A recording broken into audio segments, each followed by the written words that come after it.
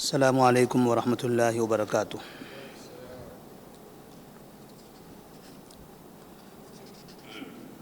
الحمد للہ رب العالمین والصلاة والسلام علی رسولہ الامین وعلی آلہ وصحبہ اجمعین ومن تبعہم بإحسان الی یوم الدین، اما بعد فاعوذ باللہ من الشیطان الرجیم، بسم اللہ الرحمن الرحیم۔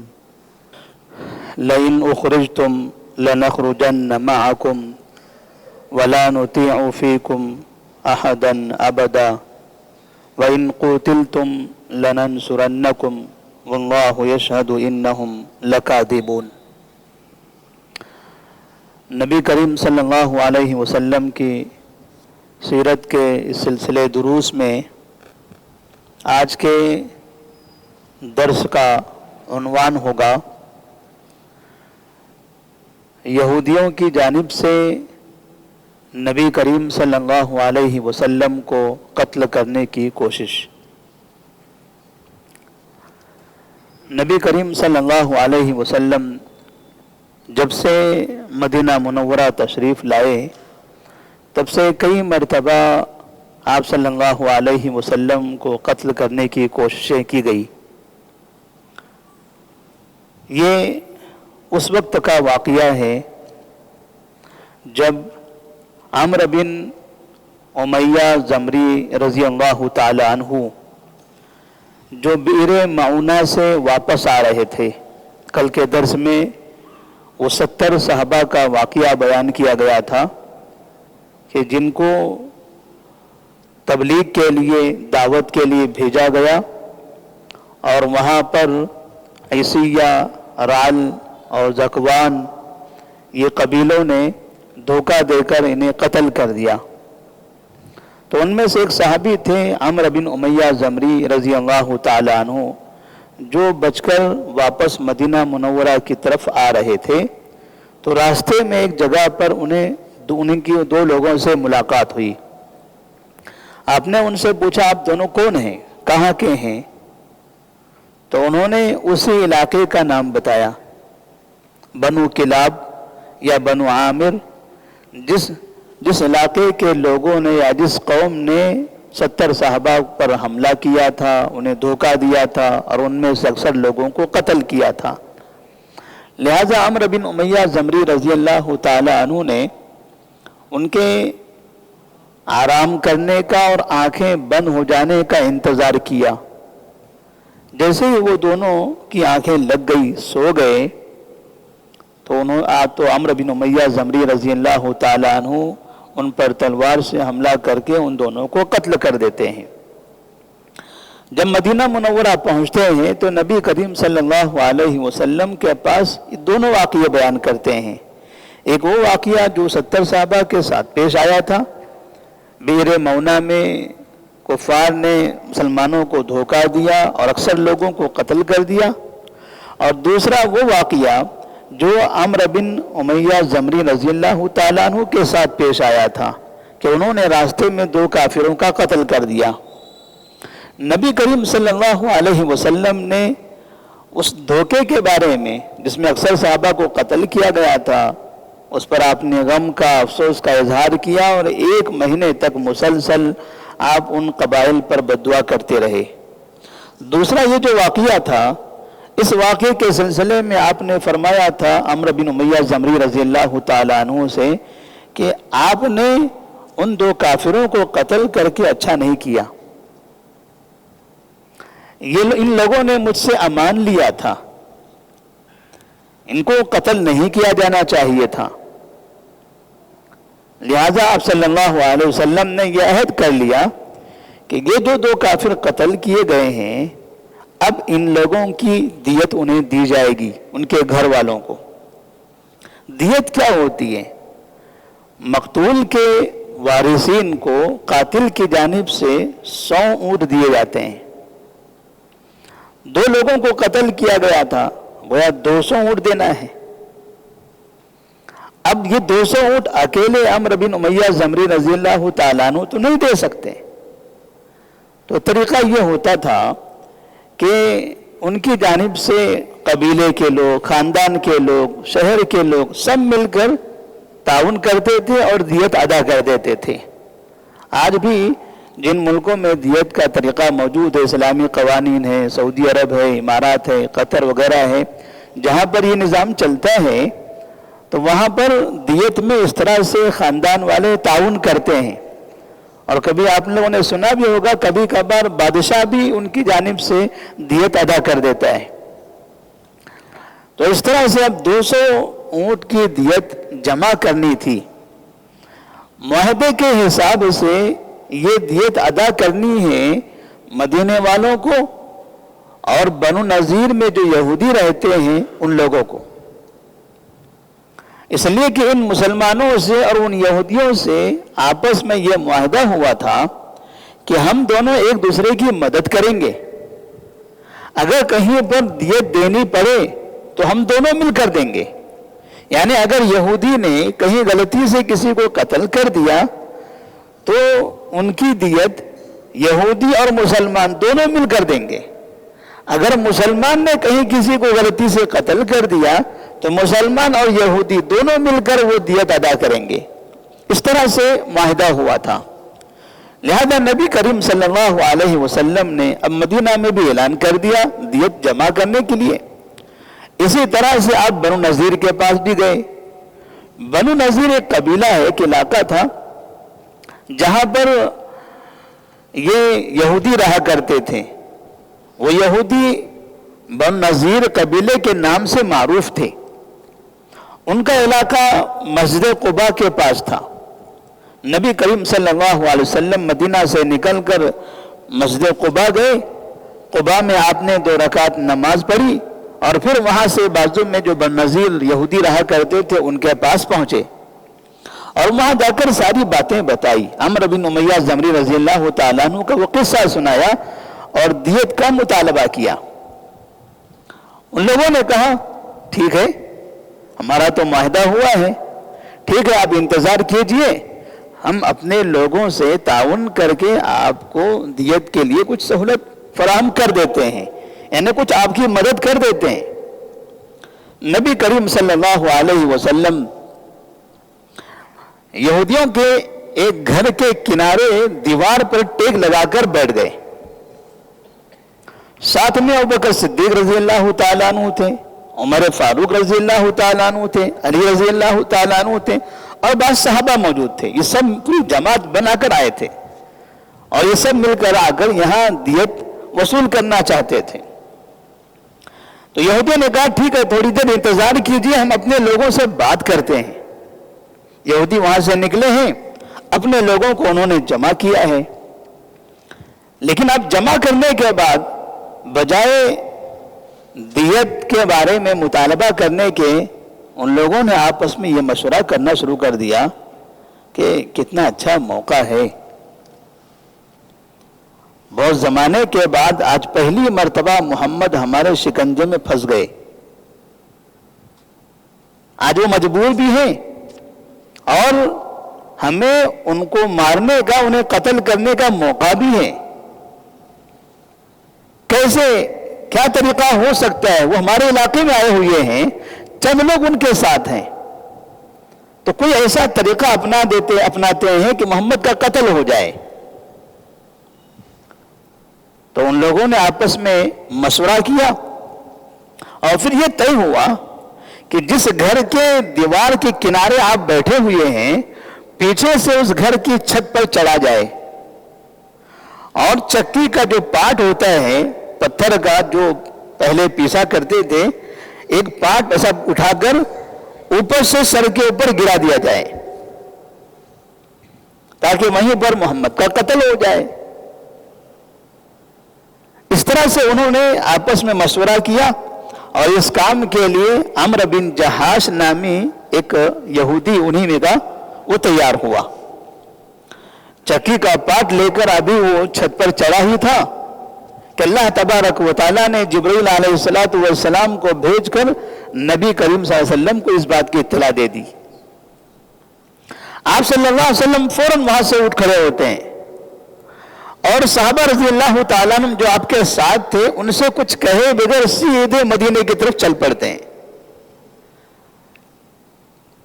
اور ان لوگوں سے کہا رکیے میں آتا ہوں۔ صحابہ رضی اللہ تعالیٰ عنہم انتظار کرنے لگے، تھوڑی دیر بیٹھے دیکھتے رہے، اب آئیں گے تب آئیں گے، آپ نہیں آئے تو تلاش کرنے کے لیے نکلے۔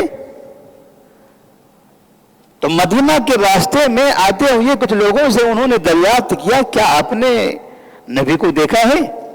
کہا ہاں، مدینہ کی طرف جاتے ہوئے ہم نے دیکھا ہے انہیں۔ تو یہ صحابہ ابوبکر صدیق، عمر اور علی اور دیگر صحابہ رضی اللہ تعالیٰ عنہم کو جب پتا چلا تو یہ بھی مدینہ چل پڑے۔ مدینہ جانے کے بعد نبی سے انہوں نے پوچھا یا رسول اللہ صلی اللہ علیہ وسلم کیا بات ہے، اب اچانک ادھر آ گئے؟ ہم تو وہاں آپ کا انتظار کر رہے ہیں، ہمیں دیت جمع کرنی ہے۔ انہوں نے کہا کہ واقعہ ایسے تھا، بات ایسی ہو گئی، اور جبریل علیہ السلام نے مجھے ان کے اس کرتوت کے بارے میں خبر دے دی، اس لیے میں فوراً اٹھ کر یہاں چلا آیا۔ صحابہ رضی اللہ تعالیٰ عنہ پریشان، ایسا دھوکہ دے رہے ہیں لوگ، ان سے تو معاہدہ ہوا ہے کہ کبھی آپس میں ایک دوسرے کو دھوکہ بھی نہیں دینا ہے، ایک دوسرے کو مارنا نہیں ہے، ایک دوسرے پر حملہ کرنا نہیں ہے، اور یہ اس طرح سے دھوکہ دے رہے ہیں، ہمارے نبی کو قتل کرنا چاہتے ہیں۔ ابھی تو جنگ احد ختم ہوئی، جنگ احد کے بعد وہ رجی کا واقعہ جس میں 10 صحابہ مارے گئے، پھر یہ بئر معونہ کا واقعہ جس میں تقریباً 68 صحابہ مارے گئے، اور پھر اس کے فوراً بعد یہ واقعہ پیش آ رہا ہے۔ وہ محرم اور سفر کا واقعہ تھا، اور یہ ربیع الاول کا واقعہ ہے، سن 4 ہجری ماہ ربیع الاول کا واقعہ۔ صحابہ رضی اللہ تعالیٰ عنہم اور نبی کریم صلی اللہ علیہ وسلم نے مشورہ کیا کہ آخر کیا کرنا چاہیے، تو آپ صلی اللہ علیہ وسلم نے محمد بن مسلمہ رضی اللہ تعالیٰ عنہ کو ان کے پاس بھیجا، بنو نذیر کے پاس، اور ان سے کہا کہ جاؤ تم ان سے کہو اخرجوا من المدینہ ولا تساکنونی بہا، تم سب مدینہ سے نکل جاؤ، تم سب مدینہ سے نکل جاؤ، اب تمہیں یہاں رہنے کی کوئی ضرورت نہیں ہے، تم اب مدینہ میں نہیں رہ سکتے۔ فمن وجدت بعد ذلك بها ضربت عنقه، آپ نے وہاں پر اس بات کا اشارہ کر دیا کہ 10 دن کی مہلت آپ کو دی جا رہی ہے، 10 دن کے اندر اندر پورا کا پورا علاقہ بن نذیر کا پورا خالی ہو جانا چاہیے، اگر 10 دن کے بعد کوئی بھی یہاں پایا گیا تو اسے قتل کر دیا جائے گا۔ محمد بن مسلمہ رضی اللہ تعالیٰ عنہ وہاں پہنچتے اور بن نذیر کے سردار سے ملاقات کر کے انہیں یہ نبی کا پیغام سنا دیتے ہیں۔ بن نذیر کے سرداروں میں ایک سردار تھے جن کا نام تھا حوی بن اخطب۔ بہرحال جب یہ پیغام انہیں پہنچا ان لوگوں نے تیاری شروع کر دی، 10 دن کا موقع تھا، ادھر ادھر سے انہوں نے اونٹ جمع کیے اور کسی طرح سے اونٹوں پر اپنا سامان لادنے لگے، سامان جمع کرنے لگے، جہاں سے جو چیزیں نکالنا تھا وہ نکالنے لگے۔ اس درمیان میں مدینہ کے رئیس المنافقین عبداللہ بن ابی کو یہ خبر ملی کہ بن نذیر یہاں سے جا رہے ہیں، تو وہ رئیس المنافقین عبداللہ بن ابی نے بن نذیر سے، ان کے سرداروں سے یہ کہا کہ آپ کیوں جا رہے ہو؟ ڈر گئے آپ لوگ کیوں ڈر گئے ان لوگوں سے؟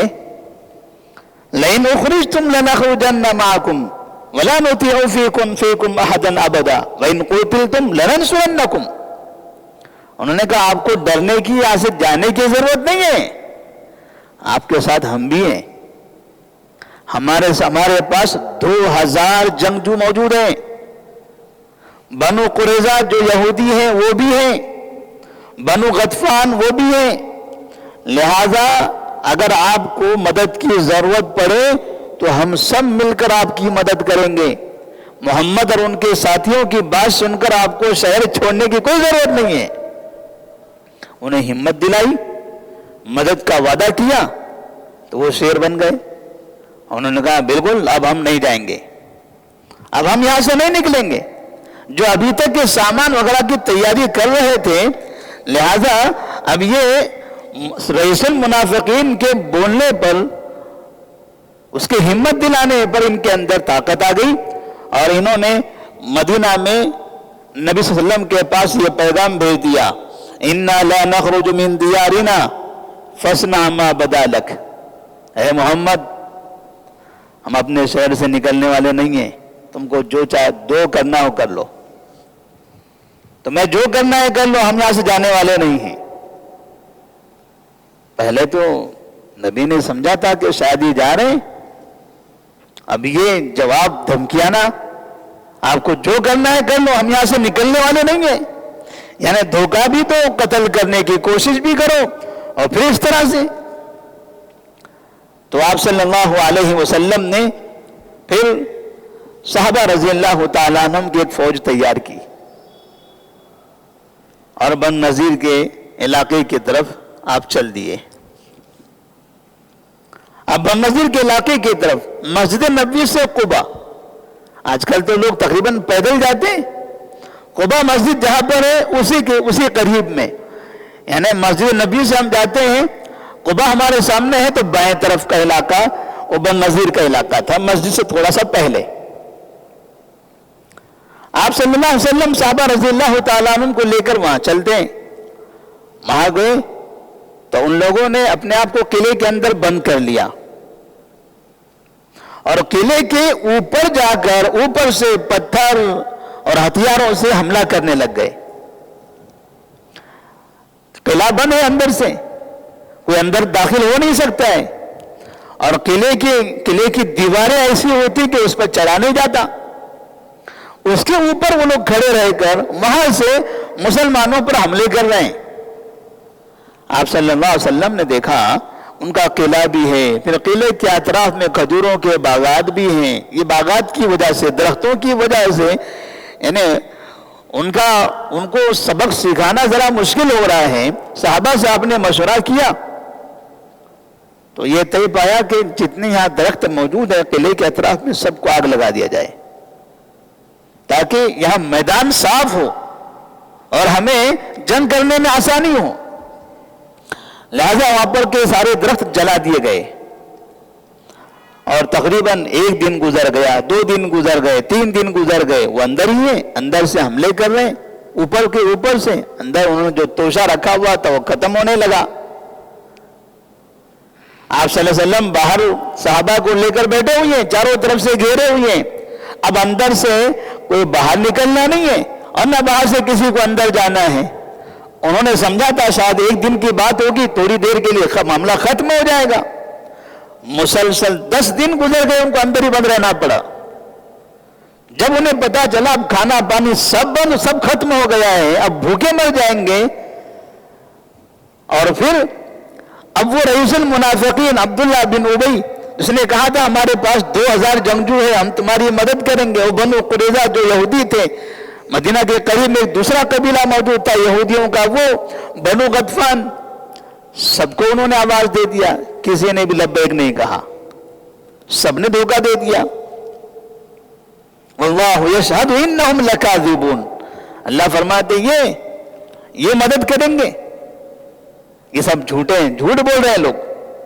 لہذا منافقین کا جھوٹ وہاں کھل گیا، انہیں اور زیادہ پریشانی ہو گئی کہ جن لوگوں کی ہمت دلانے بل ہمارے اندر ہی طاقت آئی تھی وہ لوگ جواب دے گئے، اور پھر ہمارے پاس کھانا پانی سب ختم ہونے لگا، اب طاقت ہی نہیں رہ گئی۔